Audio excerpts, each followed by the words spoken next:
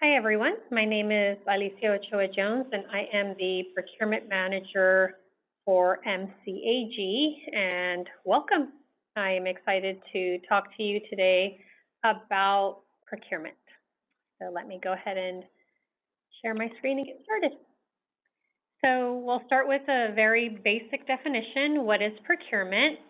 And as you see on your screen, it's the process or act of obtaining or acquiring goods or services for business. And for our agency, while we're a public agency, we still need to conduct the business for the agency. For us, it includes everything from planning and researching and competing and negotiating all the way to final decision or purchasing.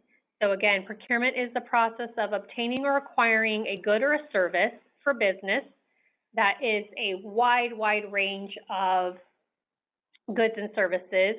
And that includes in procurement, the planning for it, researching what we are trying to acquire.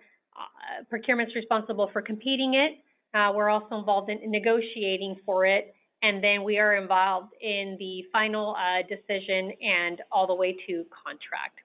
We procure for consultants. One example is we hire a consultant for our short-range transit plan. That is a planning document that has to happen at this agency every 5 years. We procure for auditors for our finances. We can procure for recruitment services if we're in need of that type of consultant. We will procure for equipment, for example, computers, desks, copiers, phones. We will procure and compete for anything construction related.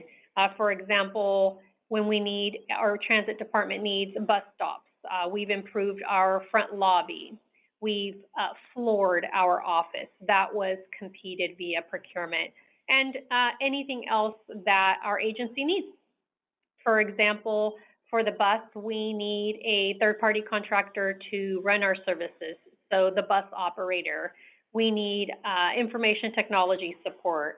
We need internet services. We also seek help in cleaning our office and therefore janitorial services, et cetera. And just keep in mind, this is an overall very generalized information. So we are charged with ensuring that our purchasing policy is adhered to. I'm sure you have seen other presentations by our Executive Director, Stacy Gusman, and other managers in the office, and you can see the acronyms behind me for all of our agencies. So our purchasing policy applies to all of our agencies. And our Executive Director, or Stacy, is the purchasing officer as defined in our purchasing policy, but the purchasing officer can delegate the responsibility, and those responsibilities are delegated to our office. We ensure compliance with Federal Transit Administration funding and any other funding source requirements, whether they be local, state, or federal. So we receive funding, we have to follow the guidelines that are associated to that funding source. We interpret, apply, and provide advisement on policies and updates as changes arise. That is a large part of my responsibility here. We draft and release formal and informal procurements, draft and finalize contracts and amendments, and we are heavily involved in tracking tools. There will be more videos to come on details of how to, for example, fill out a procurement request form. We respond to public records requests that are related to our department, and we provide a variety of input on planning, on staff reports that go to our boards, and other items that support is needed from us. We have two staff here at the MCAG office, one of them being myself, and then one staff at the regional waste site at Highway 59. We work with internal clients as well as external clients and our legal counsel. Our legal counsel is also on a third-party contract. You'll hear me say that throughout. The example for our internal clients are the departments inside of our office, our staff, our project managers. So for example, our finance director, our deputy director of planning, our public affairs manager, our transit manager, those are our internal clients or project managers. And we work with external clients, our consultants, vendors, contractors, those persons who submit proposals or submit bids in response to a solicitation or procurement. Why do we procure? This is defined in our purchasing policy as well. We want to get the best value for the best price with taxpayers' dollars with no preconceptions. We want to be good stewards of public funds. We want to follow the rules that are written for us based on the funding and also the policies that are set forth by the agency and adopted by our board. We want to have open bidding using a fair and competitive process and select the best, most responsive and responsible proposer. We want to avert risk. As a public agency, we don't want to bear the burden of a risk. We want that to be on the consultant or contractor. So we do everything we can to be clear and competitive and open. Every contract that we end up executing helps us accomplish our mission here at the agency to plan and provide transit or process waste as efficiently as possible. So in that sentence, you'll notice plan is planning under MCAG, provide transit for the Transit Joint Powers Authority, or process waste for the Regional Waste Authority.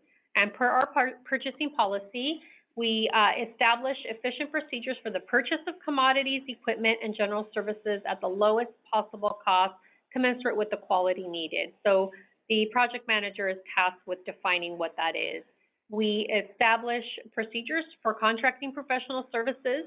We exercise positive financial control over those purchases, clearly define the authority for the purchasing function, and assure the quality of the purchases. Our procurement policies require that we have full and open competition with appropriate notices and clauses. We directly email, we post on MCAG, Regional Waste, the bus websites, as well as our local publication of the Sunstar, and depending on the procurement, we may also seek other posting on other websites, for example, Transit Talent or CalAct for things related to transit. We prohibit geographic contract preference and exceptions apply. We prohibit brand name restrictions. We are required to provide salient characteristics, and we must follow our purchasing policy and procurement procedures. All solicitations are to contain clear requirements or scopes of work. That's synonymous, a requirement or a scope of work or a scope of service. They are to contain evaluation criteria if it's a request for proposals, and we are to outline protest procedures. And just one additional note here on this slide is for the Federal Transit Administration, or FTA, they require us to have independent cost estimates, or an ICE, to evaluate the reasonableness of cost. We have thresholds and methods of procuring, and the threshold or the dollar amount is what dictates the method. You always have to do what's required. You can always be more strict, but not less strict. So at this agency, for purchases less than $5,000, no formal or informal process is required. Just a note, for FTA, they do require the use of a price reasonableness and ICE form. For purchases between $5,000 and $30,000, an informal process is required. 3 quotes, staff in procurement can be involved or not, and the executive director has the authority to execute that contract that's within the $5,000 to $30,000. And this is defined in our purchasing policy. And for purchases which we expect the cost to be over $30,000, it's a formal process and we must publicize it. That is where our department will for sure be involved, and that could be done via an invitation for bids, where price is the determining factor and we are very specific about the scope of work. It can be done via a request for proposals. In an RFP, there will be multi-evaluation criteria. Price is a factor, but not the determining factor, and the price is negotiable. The other synonym here to an RFP is a negotiated procurement. We can do a request for qualifications. RFQs are very specific when architect and engineering is required. We choose the most qualified architect and engineering firm, and then we ask for price and negotiate the cost. All of the purchases that are over $30,000 that require a formal process requires governing board approval to authorize the executive director to enter into that contract. There are exceptions to the competitive bidding process. It's very specific in emergencies when life, health, or safety are the reason for the emergency. If this were the case, there's procedures set forth. Specialized services, professional services, cooperative agreements. An example is another transit agency procured for something, and we are able to quote, piggyback on their contract.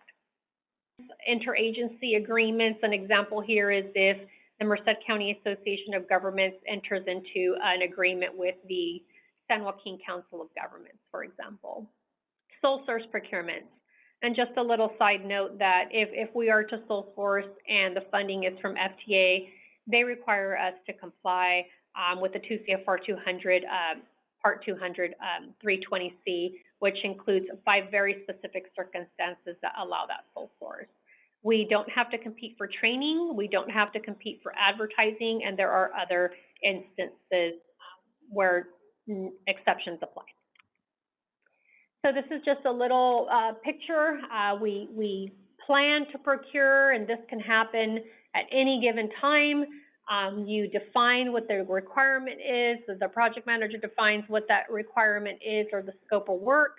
The procurement department goes on ahead and gets a solicitation together. Again, this is very general. We receive proposals or bids. In the proposal situation, we evaluate and select. We move on to contract award. Procurement department has concluded their role. It moves on to contract management by the project manager. Procurement is involved when amendments to a contract need to happen, or if we're going to exercise a term option, an amendment needs to happen. And so what we're required to do in procurement is document. If you didn't document, it didn't happen. This is a term I learned in training. It's important to document the work that we do. FTA requires documentation. FTA specifically tells us what to document. They give us a form that we can fill out. We can go about it different ways. They don't tell us how to do it. They tell us that we have to do it. So we have a way that's worked for us, and we document all of the work that we do. And then I just always ask, any project manager or internal staff person that doesn't know the thresholds by heart where we do, to just, when in doubt, ask procurement. And this concludes my presentation.